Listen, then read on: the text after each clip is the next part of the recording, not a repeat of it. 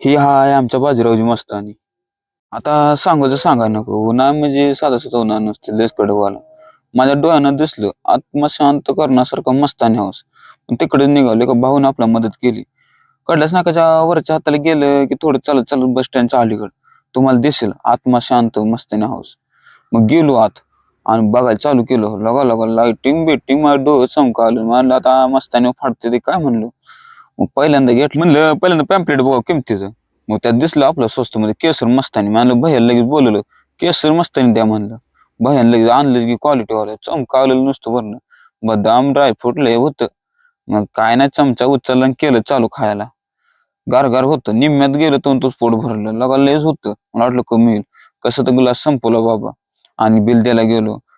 आतलं मला इंटेरियर लय आवडलं. त्याचे इंटेरियर जे होतं ते लयच क्वालिटी दिसत होतं. तिथलं ते डिझाईन भिंतीवरची फोटो बिटो एकदा व्हिजिट करायला लागते.